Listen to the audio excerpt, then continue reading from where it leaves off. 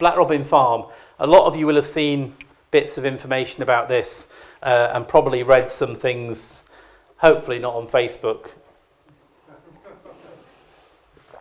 But I wanted to talk you through a little bit about where the project came from and where it's going. So when I started, we did a complete revisioning of the town, as I mentioned.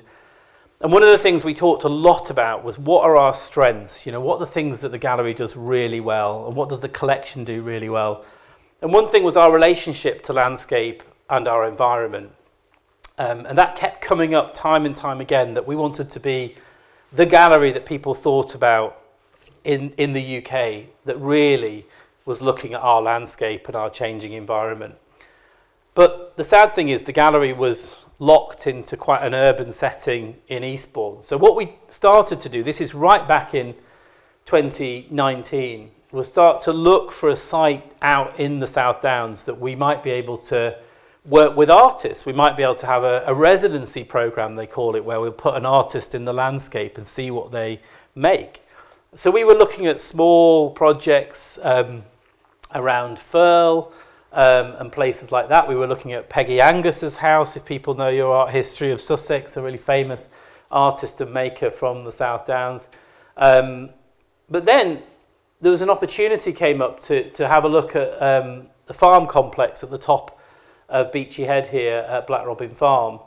And at the time, the farmer was coming to the council saying, these buildings aren't fit for modern farming practices, and I don't really want to be responsible for looking after them longer term, because it's quite a responsibility. So they started giving elements of the farm back to the council. These are council-owned farm complexes. As you probably know, the whole Downland is owned by Eastbourne Borough Council.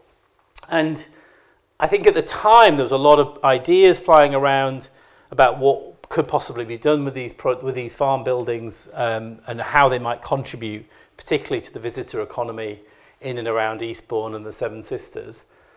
And I think we threw our hat in the ring with a proposal, which was actually a very ambitious proposal, which was to build a sort of cultural space of the future that would bring together arts and culture, heritage, and environment and ecology. So thinking about the past, the present, and the future. And the project was really going to be a strategic project that would take maybe 10, 15 years to complete over a long, long period of time. But then the Levelling Up Fund was announced and we were able to bid as a town. And actually, the government were quite clear that the visionary view of Black Robin Farm project was the key to Eastbourne winning that success. Heritage and culture was a very important part of that Levelling Up Round 1 investment. And opening up some of that landscape to the people of Eastbourne who've owned it for almost 100 years was seen as a really quite a key and visionary project for that fund to invest in. So we set out, and the project has condensed its timeline quite considerably, and we're very close to starting the building process, hopefully in this year. But the vision was quite a tricky one for us because it was really important that we were not recreating Towner up on the downs there. It would have been wrong for us to build another museum in the space up there. It was really important to me that you didn't lose the essence of being in a farm. It was really important that visitors to it would feel the magic of that place, feel all the textures of the farm materials, and get to experience it. Because when I'd been there, visited it many times, it's quite a magical place, and it has the ability to sort of de-stress visitors to it.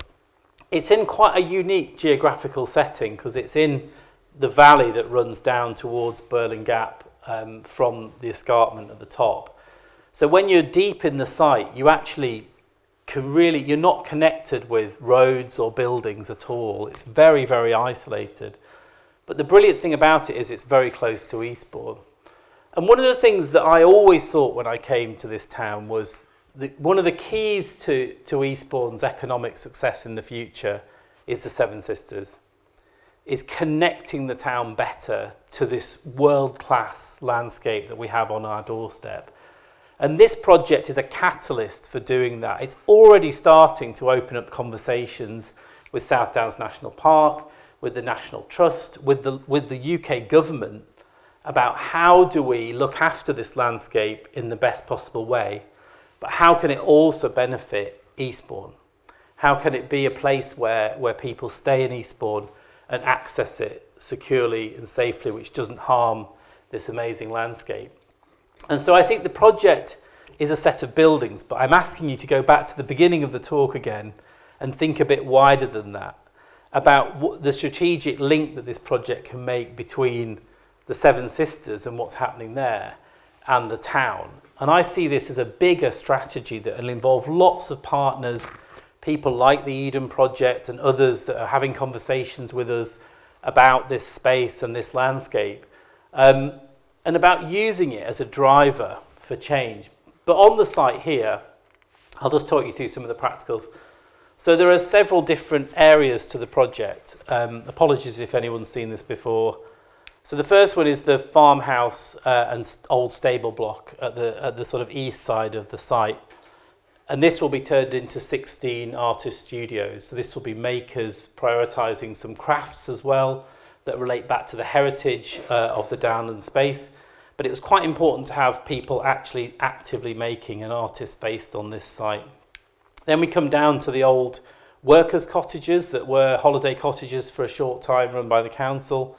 These will provide some accommodation and facilities so that we can work with scientists, ecologists, artists from different parts of the country and the world, and they can be based on this site. There is also a community garden at the back here that will be run by Eastbourne Food Partnership, where they'll be growing food again on this site. And then as you come into the main part of the complex, it's split into 4 key zones. The first one is this green one, which is around this very dramatic old dairy space, which is a beautiful heritage space that we want to keep as close to its original state as possible. It's even got the old names of each cow above the stands. Like, sadly, it says things like Daisy 4 and things like that. You wonder what happened to Daisy 1, 2 and 3. But this will be a revolutionary education space, which has indoor space, but critically it has outdoor space. It also has a boot room, we're calling it, where people that don't have appropriate clothing can borrow coats and wellies and get out into this landscape and enjoy it. We're also hoping to have what they call all-terrain wheelchairs or trampers there, so people that have access needs can actually get out and use the landscape. It's also got something I love, which is kitchens. So there are community kitchens there where food, the preparation of food, the growing of food can be part of the education on this site. So we can take a school group up there. We can split them in 3. One of them can be going off to pick the food and cook the lunch. Another one could be going off with an archaeologist into the Downs to look at a Bronze Age site. And one of them will be with an artist painting like Ravilius. And we'll swap them all round and they'll spend this fantastic day accessing the downland space. Next to that is this yellow area here, which what we would like that to be is a heritage display about the history of the downland space. So we were going to work with some of the heritage collection here, but also be thinking about food production, history of farming as well in this area, and it'll be a sort of visitors centre as well, so hopefully people can start to access the landscape through this space here. On the north side of the site, we've got probably the only new building, which is a gallery building, which will allow us to put exhibitions on up there, take that fantastic Ravilius collection and show it properly in the landscape it was originally painted in. We've also got a very large event space, which is basically just a big shed where we can do lots of different exciting programs. I'm thinking music, theatre, really exciting stuff that can happen in the summer months because it's a bit cold, that shed, in the winter. And then there's spaces that we can grow on this site. You know, we're talking to the farmer about how we can share the landscape around it, how we can still have the sheep grazing there, but people can access elements of it. And we want to commission sculpture out in that landscape so people can walk to it and experience fantastic sculpture out actually in the landscape. What I'd love to do is be working, and we've been started talking to Sussex University. We're talking to Natural England about piloting projects here where we have scientists and artists working together on nature recovery projects. You may have heard of NEP in West Sussex. That'll be nothing when this is up and running. This will be the centre of creative and environmental thought. There's a really interesting building. I'll just point this out. We're not doing anything with it, but this is, we call it the implement store, but it's actually, it was the electricity substation for the war bunker at Beachy Head, and it's designed to look like a little church so it didn't get bombed. It's a beautiful little bit of Cold War architecture that just sits on the site. But you've got really interesting areas like there's a smuggler's tunnel runs underneath Black Robin Farm, hence the name. Black Robin was a slang term for a smuggler. So you've got loads of history to tap into. There's about 3 or 4 dew ponds in the immediate area that we're hoping to restore as part of the project. But the fantastic thing about this project is its ability to be cross-curricular. It brings heritage into the mix with arts and culture and environment. It's something that whenever I take people to it and we talk at government levels about the project, they get very, very excited about it. Sorry, I should show you some images of it actually. So you can see a lot of the interventions in the site are quite light touch or using the same materials that you'd have found there, like flint, old bits of metal, keeping things like these old grain silos in action, and trying where possible to limit putting new building on the site. So everything that you see that is new is all using reclaimed materials where possible, so nothing on the site will be wasted. This is the boot room I talked about. The key thing to this is it allows complete level access across this entire site. So it means that even though there's a 9-metre drop between some of the buildings, it means if you're in a wheelchair, you can access everything in this site with minimal lifts, because nobody wants hundreds of lifts everywhere because it's a nightmare. This is my favourite bit of the whole site because this is the education wing. This is where the young people of Eastbourne will spend time. And we have indoor space, we have the fantastic dairy at the back and these wonderful kitchens, community kitchens on the left-hand side there. And the key thing is it's porous to the downs, so you can move in between the space. Because we want people to be outside. There's no people having it inside in this space. The idea is that people get kitted up and they get out into the landscape.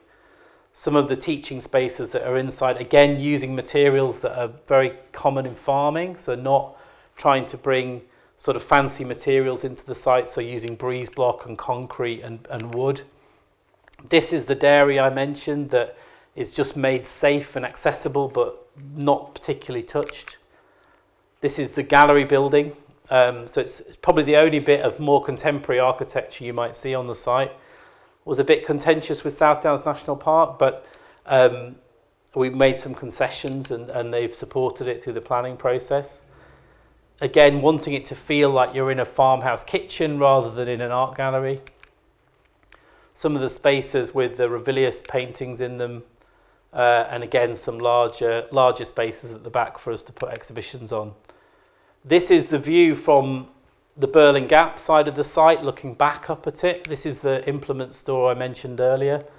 But as you can see, any of the interventions don't look out of place. It still feels very much like you're standing and looking at a farm complex. And I think the possibilities here for us to grow this project over time and use it as that catalyst, as I said, to sort out some of the structural problems that there are with the Seven Sisters Park and reap some of those benefits back into Eastbourne are enormous.